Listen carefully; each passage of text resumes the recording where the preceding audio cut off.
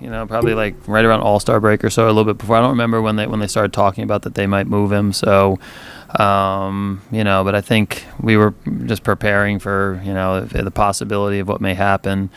I think we got a sense, like, I think throughout the industry that, that in the system we had, some really talented players, and that we might be, that we were going to be a team that some of these teams are going to talk to if a player like Soto is made available.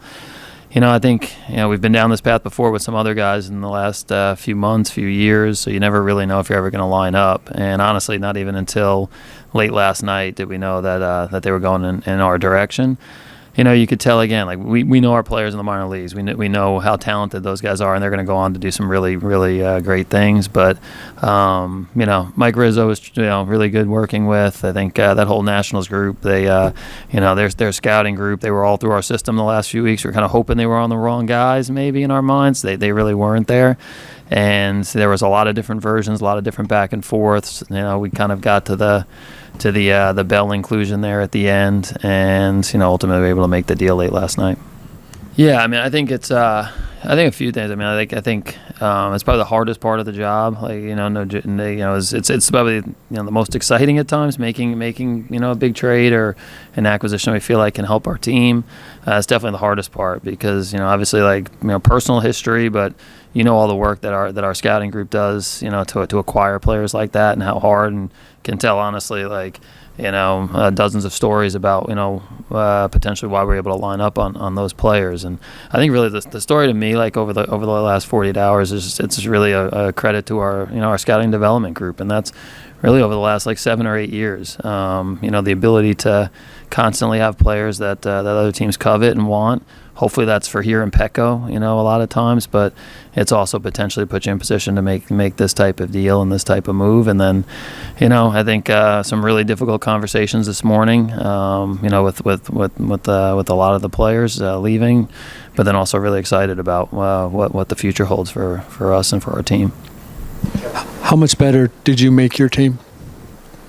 Yeah, no, I mean, I think everybody's seen it. Like offensively, especially without Tatis for a lot of the first half, we've been challenged, and I think it's a credit to Bob and the staff and the players in that room that they've put us in this position to decide that, hey, we can, we have a team that can play deep into October. I think we went into it looking at probably a couple of bats, and trying to especially in the last month or so, trying to upgrade the back of the bullpen. And then making some tweaks around the club in order to do that. So we feel like we're better. I mean, obviously Juan Soto, speaks for himself. It's, I think one of obviously what he's done at 23 years old, and the type of talent he is, arguably the best hitter in baseball, and that should be a big help for our team and our club. And then getting Josh Bell, also offensively, another switch hitter that's having a great year that can swing the bat, should help us a lot. Obviously Josh Bell cost you more. Why was Josh Bell an important part of this piece? Yeah, I think again, I just think looking at our team and our group, having a switch hit bat middle of the lineup that makes contact, but also has that power component, that power dynamic, being able to move the baseball, which we've struggled with at times so far in the first half of the season. We thought it was a good balance, like overall. Having him, potentially, we'll see how Bob sets up the lineup, and especially when Tatis comes back, but. I think it gives us a chance to move him around the lineup, protect some of the other guys. It just gives us a lot of flexibility and versatility. I met with Bob late last night, told him, hey, a couple of these things are possible. I think he started messing around pretty quickly with lineups, and his first thing was, yeah, I like this. This works. And he's like, this definitely works with Josh there as well. So. I think AJ. Can you just talk about what went into the Hosmer trade? Yeah, I think, when we acquired, I think we're getting Josh. I think just looking at that just limited opportunity.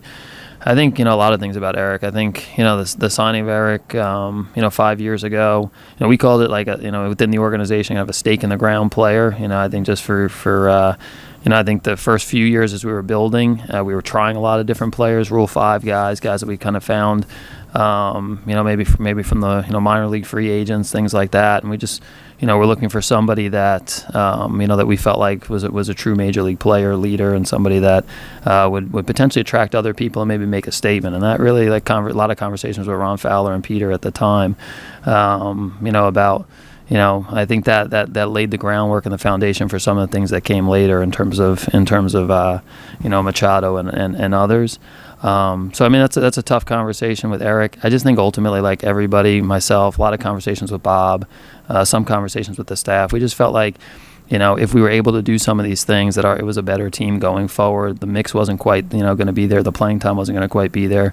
And I think we have a lot of players that are ready to step up, and and I don't think leadership comes from just one person, one voice, one message. I think it's it's something where we've got a lot of really talented players in there that are competitive and want to win. And I think all of those factors, when we saw kind of limited opportunity, what he's kind of meant to us, I think it's probably just better fresh start and kind of move forward. And that was all part of that Hosmer decision. And for specifically the Red Sox, we got a guy, Jay Groom, first round pick that left-handed, very talented, and giving him a fresh start. So I think all of those things, we had a couple different options, and ultimately we went with that one. I know there were different iterations of the Juan Soto trade. Was it tough to lose Luke Voigt, kind of maybe as a result of what Hosmer was or wasn't willing to do? Yeah, I think again, I think for Luke, he's I think struggling early in the season and seeing some of the adjustments he's made. I think he's going to continue to have a good second half, and he's starting to heat up. I just think ultimately, it's kind of like, hey, you get to this and you have so many different versions of what may work, what may play. And I think we just ultimately, when we thought we had a chance to get Drury and then move Haas, I think we just thought that was a better mix for us. And ultimately that ended up being how we finished out the deal with really kind of both of those teams. How do you get so many yeses out of Peter? Given and following up on that, over time. And what does that say about his commitment and what happened today? Yeah, I mean, I think it. From these things, everything starts with ownership, really, and I think. Any organization, any sport, it starts with ownership. That sets the tone and the culture for everything that we do. And we have a fantastic owner. I think I've been fortunate in the last 7 years, working with Ron and Peter and working with Peter here over the last couple of years. He wants to win badly, but it's not just like a blind obsession or anything. I'll hit your snooze, Bryce. It's I think from there's I think it's a very it's a plan that we go through. We have lines and limits. There's some years where some deadlines, some trade periods where we line up and make deals. We try to be really straightforward, and I think ultimately knowing that, from Peter's standpoint, he hates trading prospects and minor league players more than anybody, I think, honestly. And he made that known to me a few times over the last couple of weeks. But I think if you're going to do a deal like this, when you're talking about a 23-year-old player that's won a World Series, won a batting title, perennial MVP, and has done historic things at that age, I think we all were on the same page, sitting down and kind of talking about what it meant for our franchise between Eric, myself, Peter, and I think we had lines, but at the end of the day, we wanted to get it done. You said the most exciting part is pulling off a huge trade. First of all, what does excited look like in your world, and how was maybe the Soto thing different in terms of your personal reaction? I think you go through we've been in we have our room that we sit in, our conference room, and go through so many different versions. And I think when we got to the finish line in the end, there was some celebrations, some cheers, some high fives. Couple people in the room that maybe some disappointment from seeing some of the prospects go out the door. But again, I think I think it's I think we know with the leadership we have on scouting and development that we're gonna keep we're gonna reload here over the next couple of years. So it was a fun last couple last week or two, and definitely last 24 hours, some of the ups and downs. Especially when you give up as much talent as you did for Soto. How do you view kind of his future tenure in San Diego? Are you viewing it just 2.5 years, and everyone knows that he can probably get a historic contract in free agency, or do you feel like you have a legitimate chance at extending him? Yeah, I mean, I think like we understand ultimately. I think we're looking at it as 3 years, 3 pennant races. Obviously one of the best hitters and maybe the best hitter in the game. I think that's a long time. I think any of us look back, okay, what were we doing 3 years ago, whatever and stuff at this time. So I think we feel like, that's a lot of time. We'll obviously get into it and kind of figure out down the road, what that means, long-term commitment and things like that. The bottom line is, Peter, Eric, the group, we want to win here for a long time. You do that with elite players, elite people. He's one of those. So, when the time is right, I'm sure we'll have those conversations. So, it's been said a lot. You would have preferred to stay under the luxury tax this year. It looks like that might not be possible going forward. What were those conversations like with Peter? And were there only a couple players, or one or two, or maybe just this guy that you would have gone over for?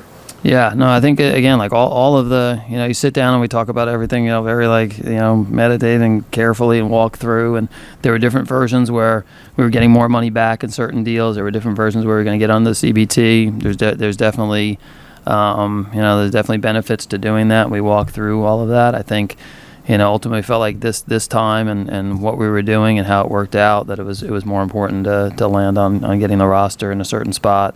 And ultimately, if we're north of that, that was a decision we made that we're comfortable with.